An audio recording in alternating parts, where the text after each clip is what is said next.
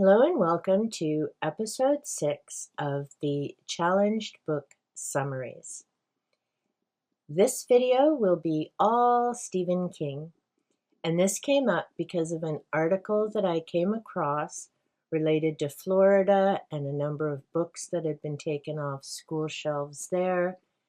Some of Stephen King's books had already hit my radar going through the banned book list on the American Library Association site, as well as looking into different sites about Canada. I looked at lists from Canada and the United States regarding this topic to make picks to participate in the 24 in 2024 challenge.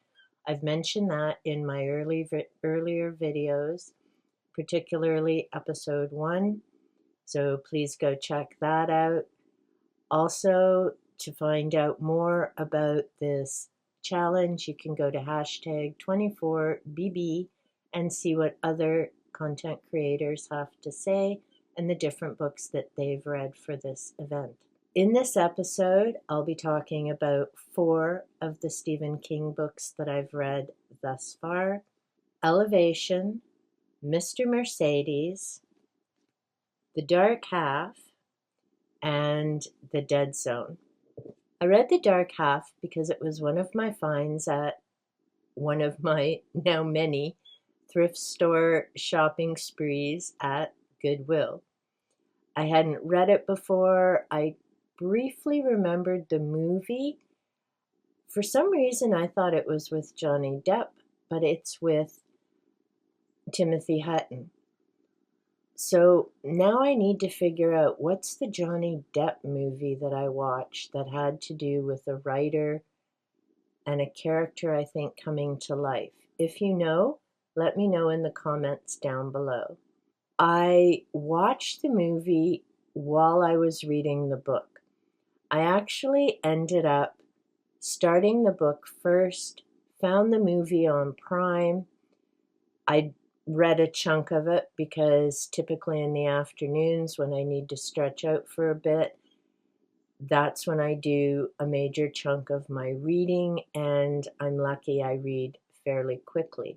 We watched the movie that night, and then the next day I finished the book. So it was and I'd made notes about both.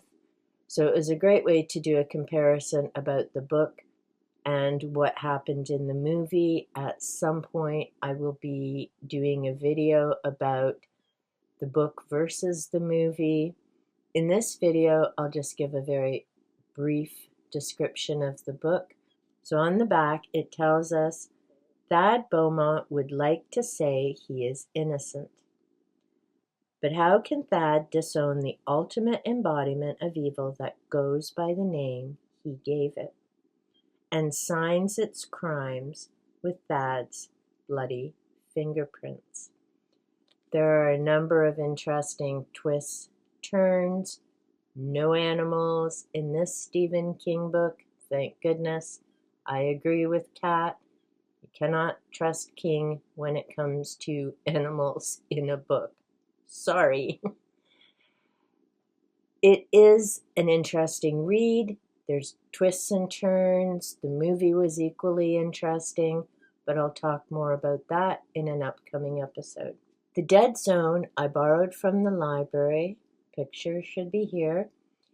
And I did this as a buddy read with Ven from Revenant Reads. Love doing buddy reads with him.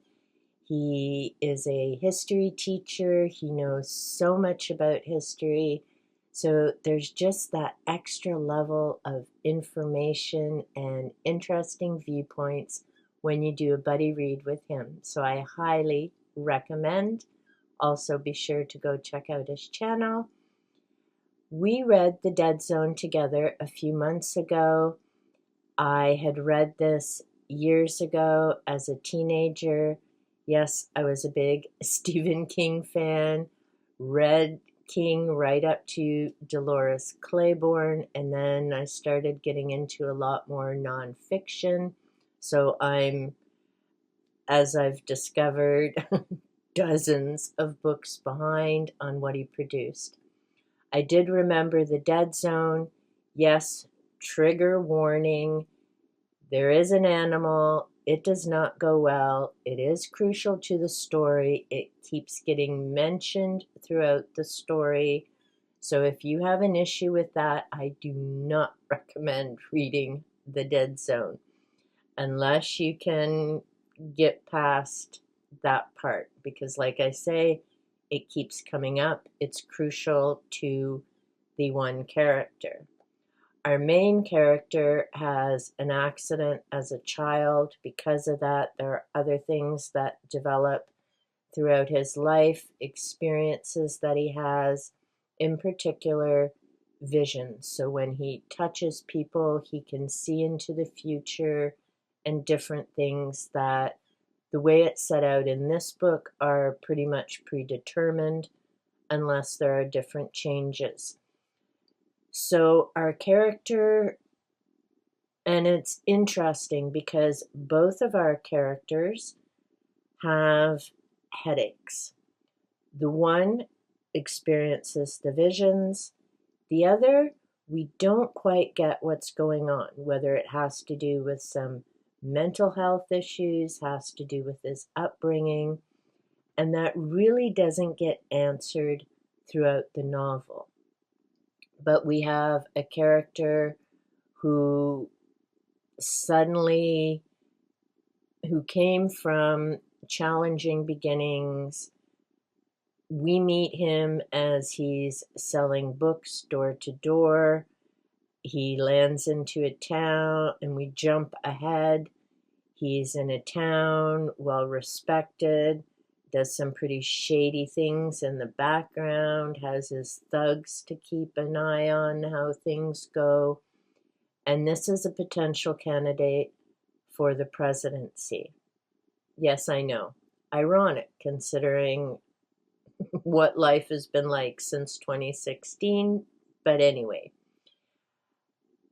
our other character, who has the visions, ends up meeting this individual because he starts going to different political things and ends up touching this individual's hand, sees what will happen if this candidate wins the election, sets things up, has a plan.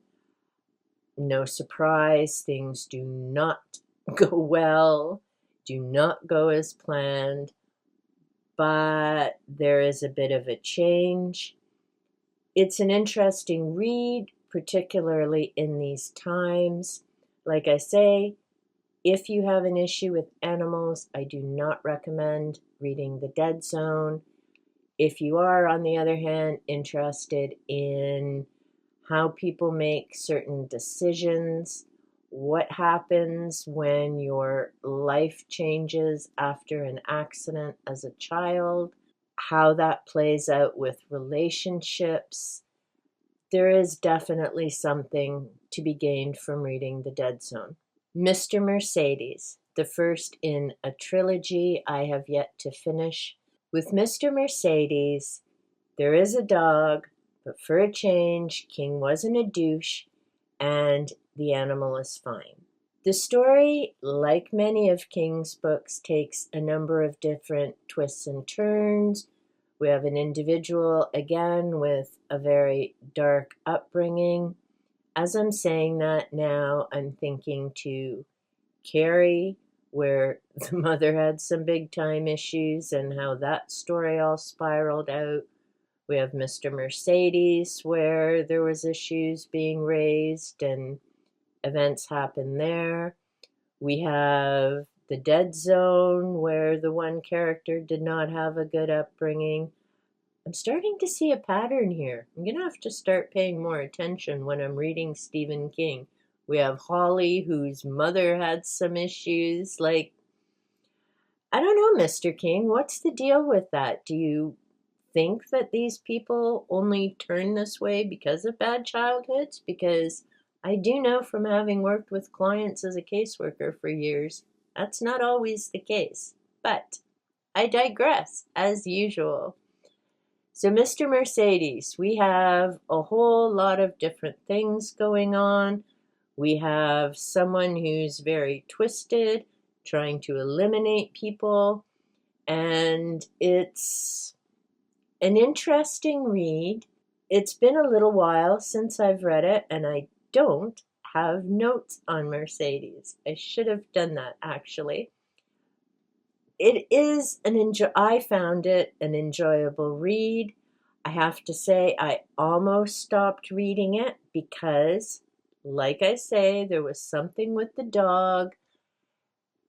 I kept going. It turned out fine. So after I knew the dog was going to be fine, the rest of the story was a breeze to read. That's just me. There were, like I say, there's twists, there's turns, there's choices, and there are 2 other books, just so you know, in case you decide to read Mr. Mercedes.